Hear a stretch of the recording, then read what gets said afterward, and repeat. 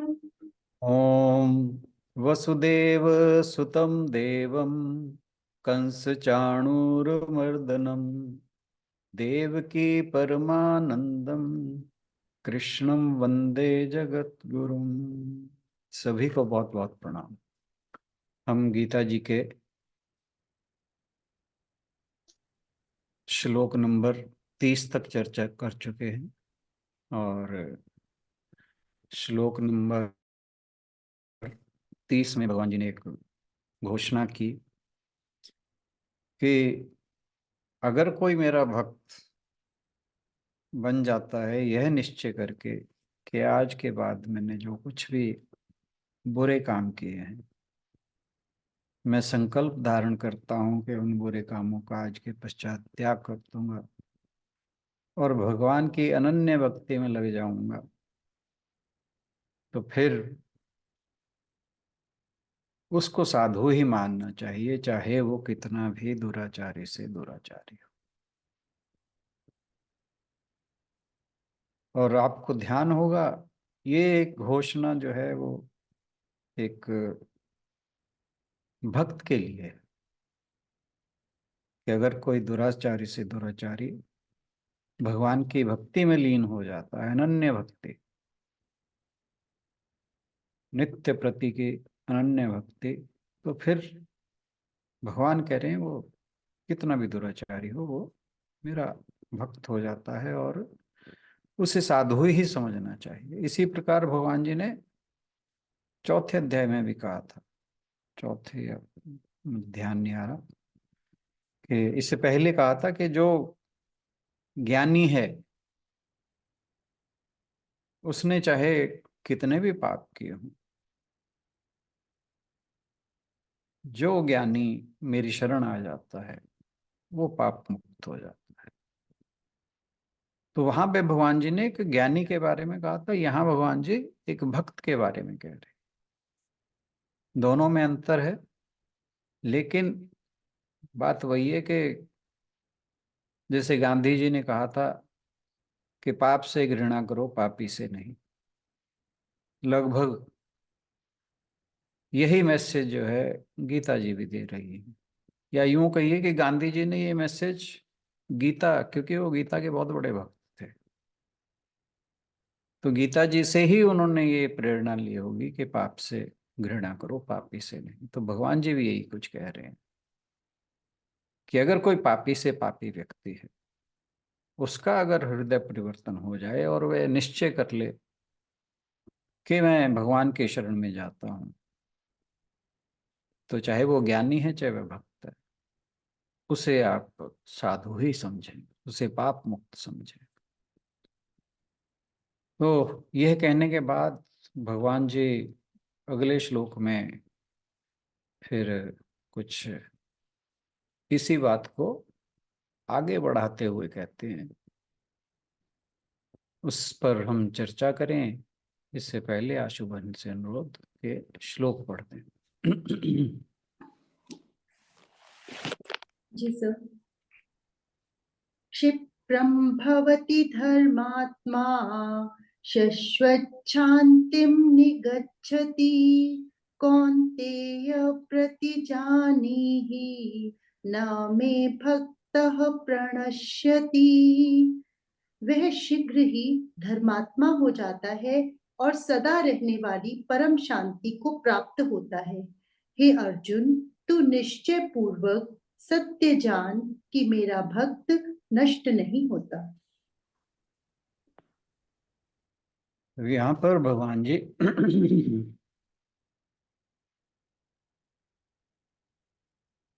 जो भक्ति का संकल्प है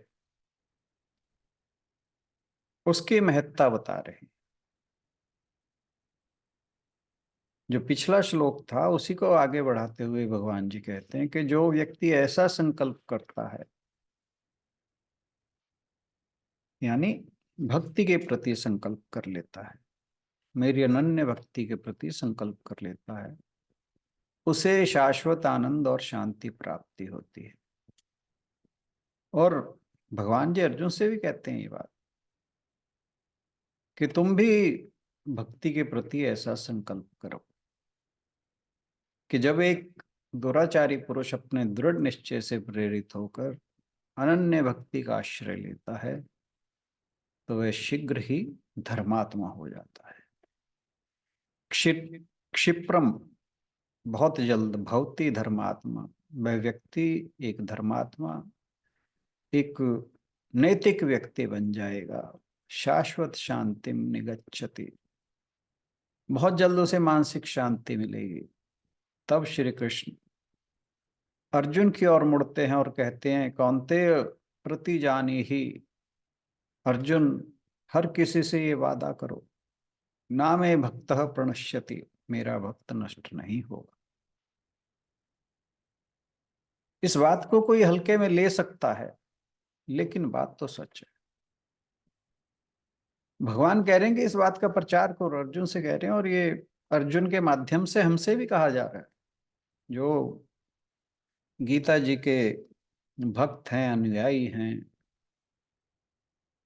वो कह रहे हैं कि इस बात का प्रचार करो कि अगर कोई दुराचारी व्यक्ति है, यानी किसी भी व्यक्ति के जीवन में परिवर्तन लाने के लिए ये हमारा कर्तव्य हो जाता है एक किस्म से। जब भगवान ने हमें ये कहा है कि तुम लोग इस बात का प्रचार करो कि दुराचारी से दुराचारी व्यक्ति अगर निश्चय कर ले, अगर संकल्प कर ले, तो वह भगवान का भक्त हो सकता है, साधु हो सकता है, संत हो सकता है। तो बहुत बड़ी बात कही है। और चाहे उसने कितने बुरे काम किए हों, चाहे वो अपराधी रहा हो, लेकिन क्योंकि उसने भक्त होने का संकल्प ले लिया है, इसलिए उसके जीवन में बहुत महत्वपूर्ण परिवर्तन हो चुका है। भगवान कहते हैं कि जब कोई भक्ति पूर्वक उनके प्रति समर्पण करने का प्रयास करता है तो उसकी सारी बुराइयां, उसकी सारी नेगेटिविटीज दूर हो जाएंगी। वे कहते हैं कि इस बात पर मत टिके रहो कि वह पूर्व में क्या था, पापी था, दुराचारी था, दुष्ट था। उसकी सारी बुराइयां जो हैं उन्हें नजरअंदाज करो, उसकी बुराइयों पर ध्यान केंद्रित मत करो। आपका उद्देश्य भगवान पर ध्यान केंद्रित करना है, ना कि उसकी बुराइयों पर। और किसी भी व्यक्ति के लिए अगर वह समझता है कि मैं दुराचारी हूं या दुष्ट हूं, जब उसे एहसास हो जाए तो फिर वो ये कहे कि मैं पापी हूं, मैं पापी हूं, ये उचित नहीं है। इस बात को वह समझे कि मुझसे कुछ गलत हुआ है, लेकिन इससे परे जाना है और इसके पार जाना है।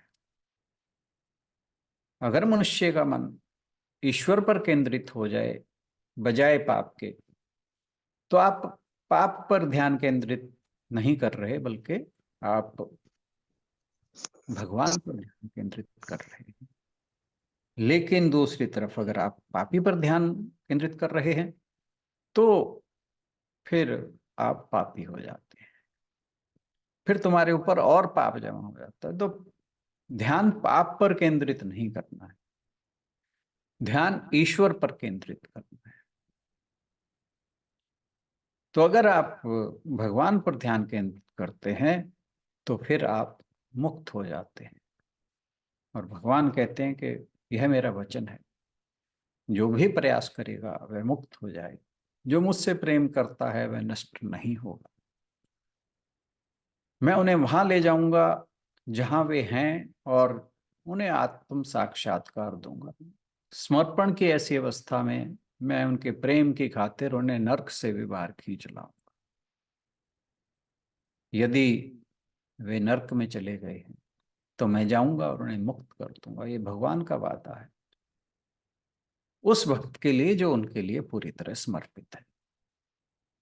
भगवान के कहने का आशय यह है कि दुराचारी बिना किसी अन्य प्रयोजन के केवल भगवान के प्रेम में पागल होकर भजन करने लगे, तब फिर भगवान उसके जो पूर्व में किए गए दुष्ट कर्म है, दुराचारी है, अगर वो पाप कर्म है, उन सबको नजरअंदाज कर देते। भगवान के भजने से उसके पाप नष्ट हो जाते हैं, उसके रजोगुण और तमोगुण ये सब नष्ट हो जाते हैं। वो सात्विक भाव से भजन करने पर शीघ्र ही धर्मात्मा हो जाता है। जो निम्न स्तर के गुण हैं, जो तामसिक और रासिक हैं, इनसे रहित होकर भगवान के भजन को ही धर्म कहा गया है। कणाद महर्षि ने धर्म की परिभाषा बताते हुए कहा है कि जिससे इस लोक और परलोक में सुख मिले उसे धर्म कहते हैं। भगवान के भजन से दोनों सुख मिलते हैं, इसलिए दुराचारी भी प्रभु के भजन से शीघ्र ही धर्मात्मा हो जाता है।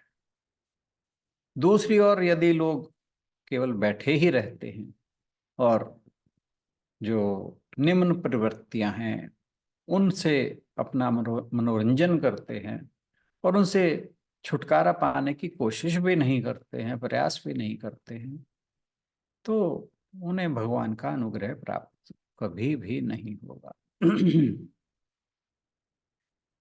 लोगों को इन बातों को समझने में थोड़ा समय लगता है, क्योंकि उन्होंने एक व्यक्ति को देखा है जो अब तक दुराचारी था, उन्होंने उसे बुरे कर्म करते हुए देखा है। तो अगर वो अन्य भक्ति लगता है भगवान की करने, तो जो दूसरे लोग हैं उन्हें समझने में थोड़ा समय लगता है कि क्या वाकई ये वही है जो अब तक बुरे कर्म कर रहा था। तो जैसा हमारे समाज में अक्सर होता है, वो किसी भी मनुष्य का बड़ी कठोरता से मूल्यांकन करता है। लेकिन अगर समाज में भक्ति का प्रचार और प्रसार ज्यादा है तो फिर वो ऐसा नहीं करेगा।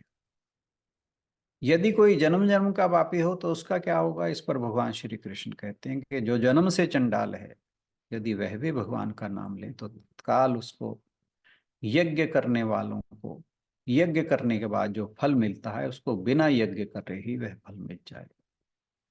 जो जन्म से चांडाल है उसको भी मेरी भक्ति पवित्र कर देती है। तो भगवान की भक्ति जो है वो भेदभाव नहीं करती, ना जाति के ऊपर, ना अमीरी गरीबी के ऊपर, ना किसी और छुआछूत में कोई विश्वास नहीं भगवान का। उसे सब प्यारे हैं। जैसे हमने बात की थी कि निषाद राज और उन्हें भवसागर से पार कर दिया, शबरी के झूठे बेर खाए। तो यह सोचना कि भगवान के अंदर छुआछात या भेदभाव है, ये सोच जो है वो किसी नास्तिक व्यक्ति की हो सकती है, किसी ऐसे व्यक्ति की हो सकती है जिसे भगवान में विश्वास नहीं। जो भगवान का नाम लेते हैं, चाहे जाने में चाहे अनजाने में, अजामिल की तरह अगर मनुष्य के जीव पर भगवान का नाम आ गया, चाहे वो हृदय से ना भी हो, वो कंठ से लें कि ना, केवल जीव की नोक पे भी आ जाए तो वह चंडाल भी ब्राह्मणों से बड़ा श्रेष्ठ है। ऐसे व्यक्ति ने तपस्या कर ली जिसकी जीभ की नोक पर भगवान का नाम आ गया, उसकी तपस्या पूरी हो गई, उसका होम पूरा हो गया, उसका यज्ञ पूरा हो गया, वेद का पाठ भी हो गया, जिसने भगवान का नाम अपनी जीभ की नोक से भी ले लिया। संत ज्ञानेश्वर कहते हैं कि हे अर्जुन, जिस समय उसकी चित्त वृत्ति मेरे पास आती है उसी समय वह पूर्ण रूप से मेरा स्वरूप प्राप्त कर लेता है। यदि एक जलते हुए दीपक से एक दूसरा दीपक जला दिया जाए तो यह नहीं कहा जा सकता कि इनमें से पहले जलने वाला दीपक कौन सा है और बाद में जलने वाला कौन सा है। इसी प्रकार जो जीव मेरी पूरी तरह से भक्ति करता है वह तत्काल मेरा ही रूप हो जाता है। फिर मेरी जो अक्षय शांत वृत्ति है वही उसे प्राप्त हो जाती है, जिससे उसकी तेजस्विता बढ़ जाती है।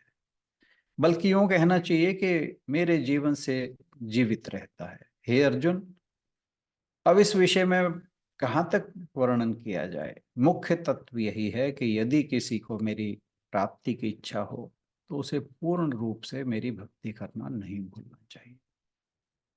और एक बहुत अलग किस्म की बात संत ज्ञानेश्वर ने कही है, जो हमारे समाज की जो रूढ़ियां हैं उनको चोट पहुंचाते हुए वो कहते हैं कि वंश की शुद्धता के महत्व की ओर ध्यान मत दो, कुलीनता का प्रशंसा पूर्वक बखान मत करो, ज्ञान का मिथ्याभिमान छोड़ दो, रूप लावण्य और यौवन बल से के मत से मत हो, और धन संपत्ता की अहंता का गर्जन मत करो। क्योंकि यदि एक मेरी भक्ति ना हो तो ये सारी बातें निष्फल हो जाती। यदि पौधे में अनाज की बालें तो बहुत लगी हों, लेकिन उन बालों में दाने ना हो, अथवा नगर बहुत बड़ा हो पर वह बिल्कुल उजाड़ और वीरान पड़ा हो, तो उसका क्या महत्व है। जैसे सरोवर तो हो परंतु सूखा हो, अथवा किसी जंगल में किसी दीन की दूसरे दीन के साथ भेंट हो, यानी किसी गरीब की किसी दूसरे गरीब के साथ भेंट हो, अथवा वृक्ष तो हो परंतु वो खाली फूलों से लदा हो। बस इसी प्रकार सारा वैभव, कुल का सार महत्व अथवा जाति का महत्व भी समझना चाहिए। यदि शरीर के सब अंग तो ज्यों के त्यों वर्तमान हो परंतु वह निर्जीव हो, तो उस अवस्था में वह शरीर बिल्कुल निरुपयोगी निरुपयोगी होगा। ठीक इसी प्रकार जिस प्राणी में मेरी भक्ति ना हो वह धिक्कार का ही पात्र होता है। क्योंकि इस प्रकार जीवित रहने वाले मनुष्यों और पृथ्वी तल पर पड़े हुए पत्थरों में अंतर ही क्या है। बहुत ही खूबसूरत बात हो संत ज्ञानेश्वर जी ने यहाँ की। स्वामी रंगानाथन जी एक दृष्टांत बताते हैं कि पाकिस्तान के कराची में मैंने अखबार के संपादक की मेज पर एक वाक्य लिखा हुआ देखा, हम में से सबसे बुरे में इतना अच्छा है और सबसे अच्छे में इतना बुरा है कि हम में से किसी को भी बाकियों के बारे में बुरा बोलना शोभा नहीं देता। वे कहते हैं मैं इस बात से बहुत प्रभावित हुआ। जो समाज मानवीय कमजोरियों को बहुत कठोरता से नहीं आंकता वह एक स्वस्थ समाज है। यानी अगर किसी में कोई कमजोरी है किसी भी मनुष्य के अंदर, तो समाज को उसको ज्यादा कठोरता से आंकना नहीं चाहिए, क्योंकि उसमें कब परिवर्तन आए कोई नहीं जानता। समाज में कमियां तो हैं लेकिन सहानुभूति दिखाओ। दुनिया को सहानुभूति की जरूरत है और यह उस समाज में संभव है जहां भक्ति प्रचलन में है। कई शताब्दियों से हमारा समाज इस समझ से वंचित रहा हो। बेहद कठोर रहा है हमारा समाज, इसे बदलना। गिरीश चंद्र घोष एक शराबी और महान नाटककार थे और उन्होंने संसार की सभी बुराइयों को स्वीकार कर लिया जो उनमें थी। लेकिन श्री रामकृष्ण परमहंस उनसे बहुत प्यार करते थे। इनसे इस सब के बावजूद उन्हें उस व्यक्ति में प्रतिभा और अच्छाई नजर आती थी और उन्हें गिरीश चंद्र घोष पर बहुत विश्वास था। गिरीश को स्वयं अपने ऊपर इतना विश्वास नहीं था जितना श्री रामकृष्ण परमहंस को।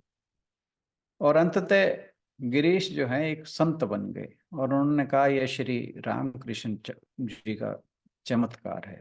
उन्होंने मुझसे कभी यह या वह बुराई छोड़ने के लिए कभी नहीं कहा। उन्होंने मुझ में सकारात्मक तत्व को प्रेरित किया और मैं पूरी तरह से बदल गया। ये कहानी है गिरीश चंद्र घोष की। यहाँ तक कि उन दिनों गिरीश घोष के थिएटर में अभिनय करने वाली लड़कियों के साथ भी निचले दर्जे की महिलाओं जैसा व्यवहार किया जाता था। वहां भी श्री राम कृष्ण ने अभिनेत्रियों को आशीर्वाद दिया। धीरे धीरे उनका जीवन बदल गया, और बाद में उनमें से एक ने किताब लिखी कि कैसे श्री रामकृष्ण के आशीर्वाद से उनका जीवन बदल गया। तो ये हमारे ही समय की घटना है। हमारे पुराणों में भी पुराने समय में ऐसी बहुत सी कहानियां सुनने को मिलती हैं। डॉक्टर श्री राधा कृष्णन कहते थे कि हर संत के पीछे एक पापी होता है और हर पापी के सामने एक संत होता है। तो हमें ये कभी नहीं भूलना चाहिए कि ये सब जो है बातें बदलने वाली हैं, परिवर्तनशील है, कुछ भी निश्चित नहीं। हमें यह हमेशा याद रखना चाहिए। ऐसी एक कहानी मिस्र के एक संत साइमन मोची के बारे में है। साइमन नाम का मोची, वह हमेशा ईश्वर में लीन रहता था और ईसा मसीह के नाम जपता रहता था। एक दिन उसकी दुकान पर एक महिला आई। जब वह जूतों के मुरम्मत कर रहा था तो उस महिला ने उसे अपने जूते दिखाने के लिए अपनी पोशाक थोड़ी सी उठा ली। उसकी जो नंगी टांगे देखकर उसके मन में काम वासना जाग गई। उसे अपने बारे में बहुत बुरा लगा। उसने एक नुकीला बर्तन उठाया और अपनी आंखें निकाल ली। और वह इतना प्रसन्न हो गया कि अपने आप को जुनून के कारण मस्त हो रहा था, नाच रहा था। साइमन की सेवा हमेशा सभी को पानी देना था। इस वजह से दिव्य माँ यहाँ मदर मैरी की बात हो रही है, ने स्वयं को उनके सामने प्रकट किया। बाद में उसने वहां के सभी ईसाइयों को खलीफा के हाथों में मारा जाने से बचाया। बाइबल में कहा गया है कि यदि आपके पास राई के बीज के समान विश्वास है, यानी जरा सा भी विश्वास है, तो आप पहाड़ को हटाने के लिए मजबूर कर सकते हैं और वह हिल जाएगा। तो जो पादरी थे वो खलीफा के महल पर इस बात पर चर्चा कर रहे थे और कह रहे थे कि ऐसा जो ईमान है वो किसका है। तो खलीफा ने बिशप को बुलाया और कहा जाता है कि यदि आपके पास राई के बीज के समान विश्वास है तो आप पहाड़ को हटा सकते हैं, वह हिल जाएगा। इसलिए हम चाहते हैं कि आप पहाड़ को हटा दें। अब बिशप जो था वो घबराया। उसने कहा, मैं नहीं जानता ये कैसे करना है। अब जो खलीफा था उसने कहा, जब तुम इस बात पर चर्चा कर रहे थे तो मैं तुम्हें 3 दिन का समय देता हूँ। यदि तुम 3 दिन में यह नहीं कर पाए तो मैं तुम सबको मरवा दूंगा। बिशप ने, जो मदर मैरी थी, उनसे प्रार्थना की। मदर मैरी ने उनसे स्वप्न में आकर कहा कि सुनो, शहर की दीवार के बाहर उस स्थान पर जाओ जहां पर समाज से निकाले हुए लोग रहते हैं। वहां पर साइमन नाम का एक मोची है, वो सभी की पानी के द्वारा सेवा करता है। तुम उसे पहचान लोगे क्योंकि वह अंधा है, और जाओ उससे बात करो, वही इस काम को कर सकता है। इसलिए वह बिशप वहां गया। उसने एक आदमी को देखा जो अंधा था और लोगों को पानी पिला रहा था। बिशप ने उसे बताया कि मेरे सपने में मदर मेरी आई थी और उसने क्या कहा। तो जो वो साइमन मोची था उसने कहा, माफ कीजिए, मैं ऐसा नहीं कर सकता। हाँ, मुझे भगवान में विश्वास है, लेकिन मैं नहीं जानता ये कैसे करना है। तो बिशप ने कहा, देखो, यदि तुमने 3 दिन में ऐसा नहीं किया तो खलीफा जो है हम सबको मरवा डालेगा। दिव्य माँ ने मुझे स्वप्न में आकर तुम्हारा नाम बताया था और कहा था कि तुम इसे कर सकते हो, तो तुम्हें इस पर जरूर विचार करना चाहिए। अब साइमन ने इस बात पर विचार किया। जो तय तिथि थी और तय समय था, खलीफा बिशप से मिला और उसे कहा कि मैं तो नहीं हटा सकता। तो खलीफा ने कहा अगर तुम नहीं हटा सकते तो मैं तुम सबको मरवा दूंगा। तो बिशप ने कहा कि मैं एक ऐसे व्यक्ति को जानता हूं जो ये कर सकता है, लेकिन वो अभी यहाँ है नहीं। अब साइमन जो था उसने सोचा कि जब मदर मेरी ने मुझे चुना है तो क्यों ना प्रयास किया जाए। वह उस जगह पहुंच गया और उसने अभी अपने हाथ से क्रॉस का निशान बनाया। जब उसने पहला निशान बनाया क्रॉस का, तो जो वो पहाड़ था उछल पड़ा। अब दूसरा जब उसने क्रॉस बनाया तो वो जो पहाड़ था दूसरी बार फिर उछल पड़ा। अब वो तीसरा क्रॉस बनाने ही वाला था कि जो खलीफा था उसने उसे रोका कि बस अब रुक जाओ, नहीं तो ये पहाड़ जो है शहर को दबा देगा। अब जो वो साइमन था वो प्रशंसा बिल्कुल नहीं चाहता था। जैसे ही वो पहाड़ दूसरी बार उछला था वो तुरंत उसके नीचे गया और उसके नीचे दब गया, और वहीं उसकी जो थी वो कब्र बन गई। तो ये है कि जिसे जरा सा भी विश्वास होता है वो कुछ भी कर सकता है। ऐसे ही एक और कहानी है बिल मंगला के बारे में। उन्होंने श्री कृष्ण की एक, उनके ऊपर एक कहानी लिखी थी, रचना लिखी थी, कर्णामृतम। उसका जन्म एक ब्राह्मण परिवार में हुआ और शादीशुदा था, पत्नी से बहुत प्रेम करता था। लेकिन एक बार क्या हुआ कि उसे दोस्तों की बुरी संगत के कारण एक वेश्या से लगाव हो गया। और वो वेश्या जो थी चिंतामणि नाम की वेश्या थी। जो उसके बारे में मशहूर था कि कोई भी उसे उपहार देता तो वह उसके प्रति समर्पित हो जाती थी। अब ये नित नए उपहार लेकर उस पे जाता और इन दोनों में खूब पटने लगी।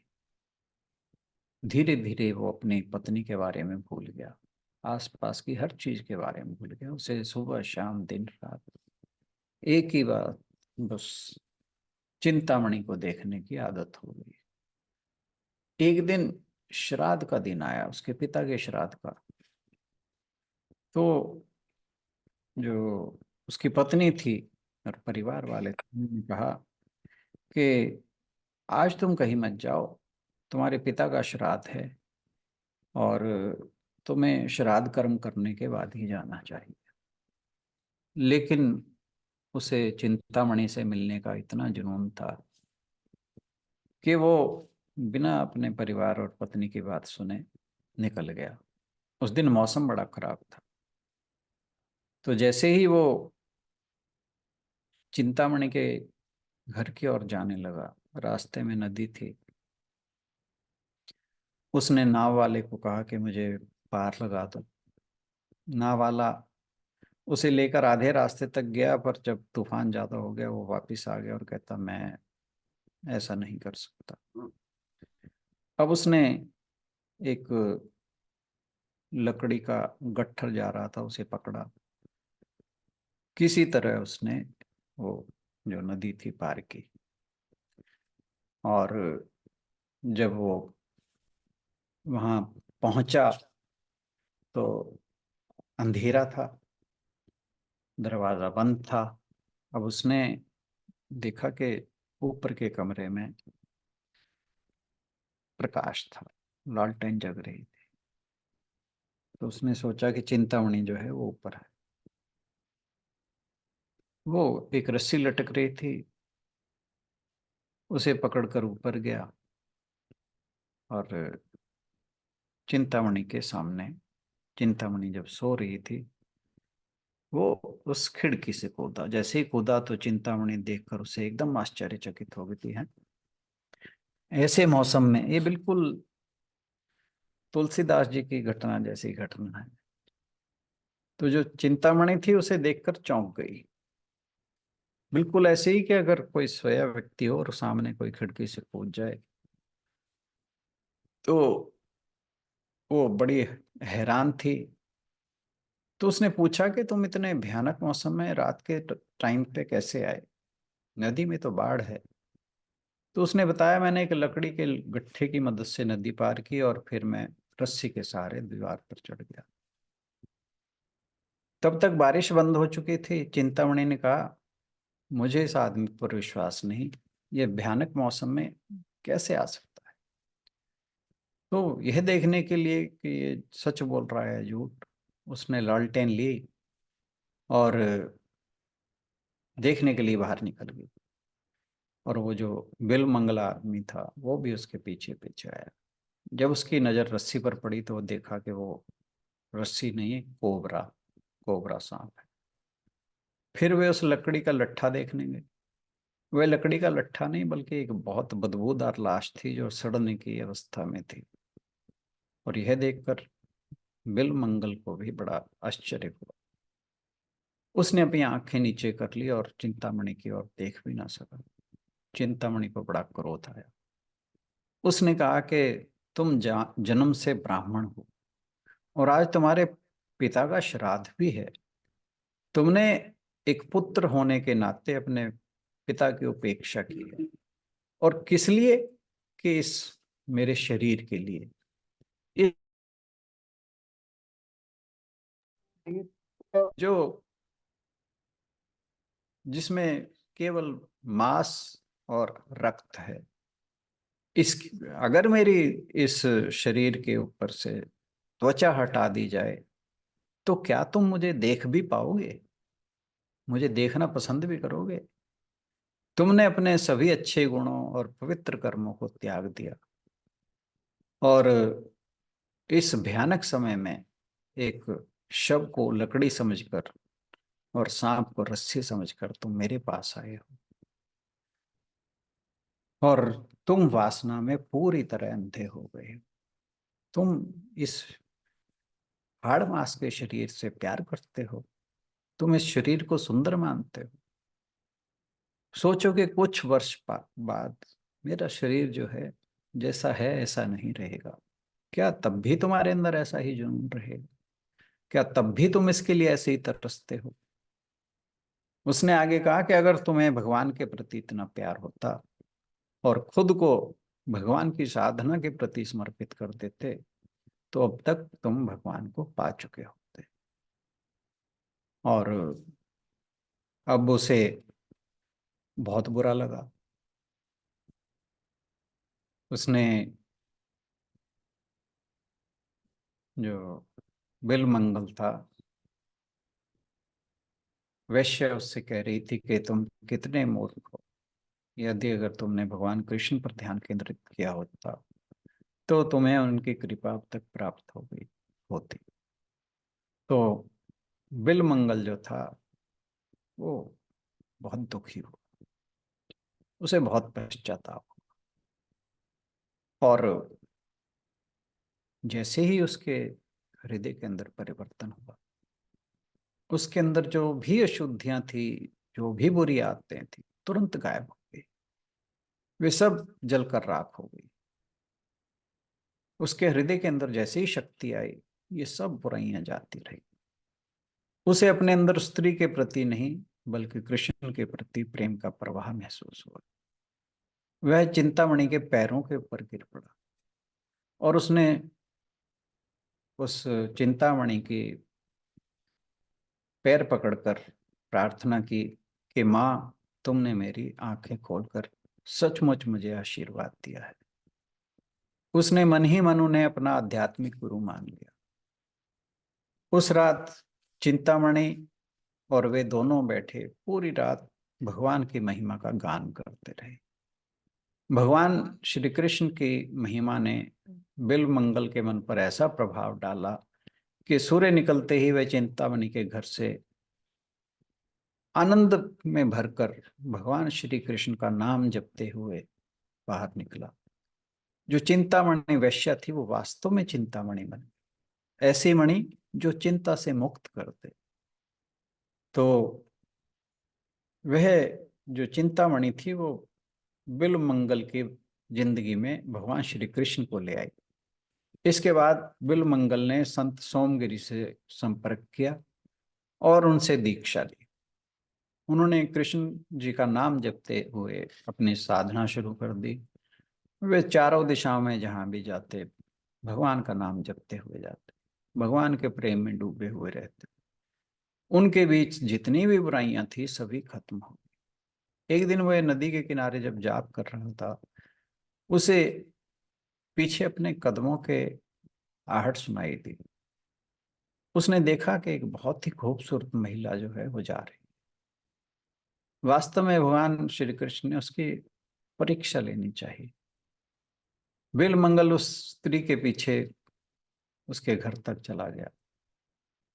उसके अंदर से लग रहा था कि मैं कुछ गलत कर रहा हूं, लेकिन जो उसके पिछले जन्म के संस्कार थे उनके आवेग के कारण वह अपने आप को रोक नहीं सका। उसने दरवाजा खटखटाया।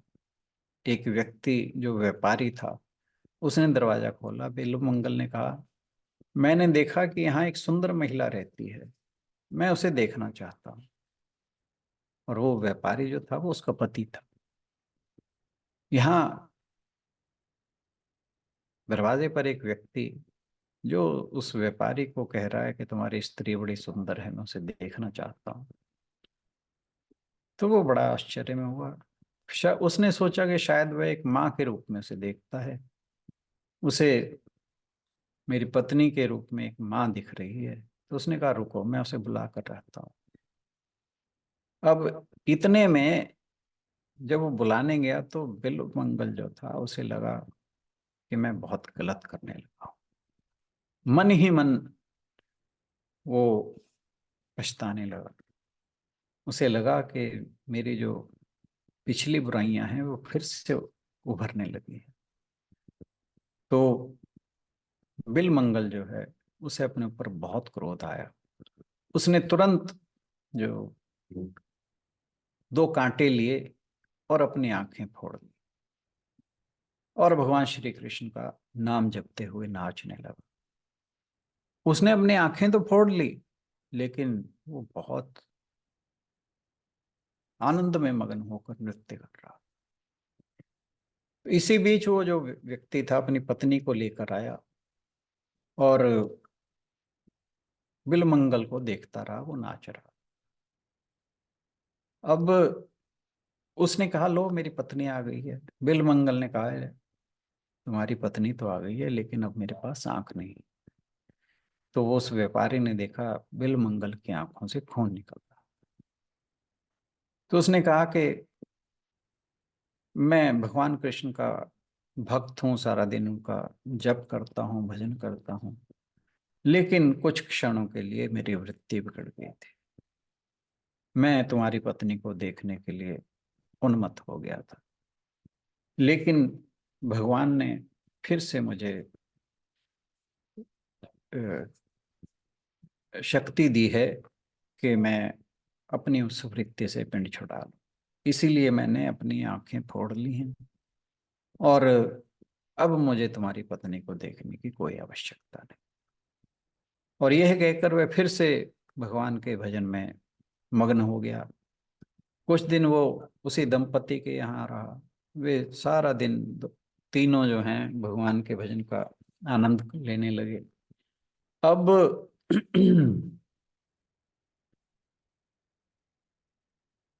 वो फिर से एक जंगल से दूसरे जंगल, एक गांव से दूसरे गांव भगवान के भजन करता हुआ, भगवान का नाम जपता हुआ, हर समय भगवान कृष्ण के बारे में ही सोचता हुआ जाने लगा। एक दिन जब वह एक गांव में भजन कीर्तन कर रहा था, एक छोटा सा लड़का उसके पास आया, बोला कि हे सूरदास, तुम बहुत अच्छा भजन गाते हो, तुम्हें बहुत भूख लगी होगी, ये कुछ मिठाइयाँ और एक गिलास पानी लो। लड़के की आप आवाज सुनकर उस बिलमंगल के मन में बड़ी खुशी छा गई और उसने उस लड़के से मिठाई ली, पानी लिया, पी लिया और मिठाइयाँ खा ली और उसका मन बहुत प्रसन्न हुआ। अब वो लड़का रोज जो है उसके लिए मिठाई या कुछ और खाने की सामग्री और पानी लेकर आने लगा। उसने लड़के से पूछा कि तुम्हारा नाम क्या है, तुम कहाँ रहते हो, तुम्हारा क्या करते हो। तो छोटे लड़के ने कहा, मेरा निवास एक तंबू के पास है, मेरा कोई खास नाम नहीं है, क्योंकि मुझे जो भी जिस नाम से पुकारता है मैं उसी नाम से उसको जवाब देता हूँ। जो भी मुझे प्यार करता है मैं उसके पास चला जाता हूँ। बिल मंगल जो है वो छोटे लड़के की आवाज में संगीत जो था उससे बड़ा मंत्रमुग्ध हुआ। उसे अंदर अंदर महसूस हो रहा था कि ये लड़का कुछ खास है। तो एक दिन उसने सोचा कि ये लड़का कौन हो सकता है। उसे संशय हुआ कि हो ना हो कहीं ये भगवान श्री कृष्ण ना हो। तो भगवान श्री कृष्ण ने बिल मंगल की सेवा की, क्योंकि उसने उनके प्यार के लिए अपनी आंखें फोड़ ली और छोटे लड़के का रूप धारण कर उसकी सेवा करने लगे। बिल मंगल सोचने लगा, मैंने इस दुनिया को छोड़ दिया, मैंने सभी सांसारिक, सभी महिलाएं और सभी व्यवसायों को छोड़ दिया। अब मैं इस छोटे से लड़के का आकर्षण का शिकार हो रहा हूँ, इसमें आसक्त हो रहा हूँ, उसमें मुझे लगाव हो रहा है। बिल मंगल का मन जो है फिर पागल होने लगा। अब जो उस छोटे बालक के वेश में श्री कृष्ण थे वो उसके मन की बात को समझ गए। उन्होंने कहा कि बिल मंगल तुम क्या सोच रहे हो, क्या तुम्हारा वृंदावन जाने का मन है। बिल मंगल हैरान हो गया कि इस बालक के मन में ये कैसे आया कि मैं क्या सोच रहा हूँ। तो उसने कहा, हाँ मैं जाना तो चाहता हूँ। तो लड़के ने कहा, मेरी छड़ी पकड़ो, मैं तुम्हें वृंदावन ले जाऊंगा। तो जैसे ही बिल मंगल ने ये सुना, उसे लगा कि उसके अंदर एक अजीब सी लहर दौड़ रही है। उसने उनकी छड़ी पकड़ ली, भगवान स्वयं उसे वृंदावन ले गए और उसने बड़ा बड़ा आभार प्रकट किया और उसके मन में आया कि भगवान कितने दयालु हैं जो उनकी देखभाल करते हैं। तो थोड़ी देर बाद लड़के ने कहा, आप यहीं वृंदावन में ही हैं, मैं अब निकलता हूँ। उसी समय बिलमंगल ने उस लड़के की बाह पकड़ ली और जैसे उसकी बाह पकड़ी तुरंत उसके शरीर में कुछ करंट जैसा दौड़ा। तो जैसे ही वो करंट दौड़ा उसका पूरा शरीर जो है चमक उठा। उसे तुरंत एहसास हुआ कि ये जो छोटा लड़का है ये और कोई नहीं, श्री कृष्ण है। उसकी आंखों से आंसू बह रहे थे। उसने भगवान के बाह को जोर से पकड़ लिया और कहा, मैंने तुम्हें पहचान लिया है, आखिर इतने समय बाद मैंने तुम्हें पकड़ ही लिया है, अब तुम मुझसे जो दूर नहीं जा सकते। तो भगवान ने अपना हाथ छुड़ाया और उससे कहा कि बोलो क्या चाहते हो। उन्होंने कहा, मुझे आप अपने दर्शन दीजिए। भगवान ने उसे आंखें दी और अपना दिव्य रूप दिखाया। फिर पूछा कि क्या और क्या चाहिए। उन्होंने कहा, नहीं मेरी आंखें दोबारा छीन लो, मैं संसार को दोबारा देखकर भ्रमित नहीं होना चाहता। मैं नहीं चाहता कि मैं तुम्हारे भजन और तुम्हारे नाम को भूल जाऊं। तो ये थी बिल मंगल की कहानी। ऐसे भक्त होते हैं जो भगवान के प्रति समर्पित होते हैं। यदि वे कुछ गलत कर भी लेते हैं फिर भी भगवान उन्हें रास्ते पर ले आते हैं और वे फिर उसे भगवान को प्राप्त कर लेते हैं। भगवान की दृष्टि में अपने समर्पण के कारण, अपने प्रयासों के कारण ये भक्त संत हैं। इस श्लोक का और पिछले श्लोकों का तात्पर्य यही है कि जो भगवान की निरंतर और उनकी पूजा करता है, उनके स्मरण करता है, उनके प्रति अपने को समर्पित कर देता है, तो उसकी जो नकारात्मक प्रवृत्तियां हैं वो जो भगवान की प्रकृति है उससे बचाती है। एक बार जब हम स्वयं को श्री कृष्ण या ईश्वर के हाथों में सौंप देते हैं तो फिर वे हमें अंधकार की खाई में गिरने नहीं। गीता जिस लक्ष्य की ओर इशारा कर रही है वहां ऊंच नीच का आधार मानसिकता नहीं, मन का अतिक्रमण करने की क्षमता है। कोई शास्त्रों का दिग्गज ब्राह्मण पंडित भी यदि भोगों में लिप्त है तो जुलाही कबीर से अथवा जो चरमकार दादू है उससे वो नीचे ही माना जाएगा, क्योंकि ये जो हैं ये मन के पार जाकर परमात्मा को देख देख चुके हैं। और जो शास्त्रों को जानने वाला पंडित है वो अहंकार के बोझ में दबकर ही रह गया है। वह मन के ऊपर से उठ सके तो सपने सोने में सुहागा है, नहीं तो वह ब्राह्मण जो है वो नीच ही समझा जाए। और किस तरह के लोग भगवान के भक्त हो सकते हैं ये हम अगले श्लोक में देखेंगे। आज के लिए इतना ही। बहुत बहुत धन्यवाद। Thank you everyone and sorry for taking your time for so long. धन्यवाद राणा सर। इसी के साथ आज समापन की ओर बढ़ेंगे और इससे आगे की चर्चा कल जारी रखेंगे। ओम पूर्णमदः पूर्णमिदं पूर्णात् पूर्णमुदच्यते पूर्णस्य पूर्णमादाय पूर्णमेवावशिष्यते। ओम शांति शांति शांति। हरिओम। सभी को बहुत बहुत प्रणाम और आज के सत्संग में आने के लिए बहुत बहुत धन्यवाद। Thank you everyone. सभी की ओर से राणा सर का भी बहुत बहुत धन्यवाद। कल मिलते हैं अगली चर्चा के साथ। Thank you everyone.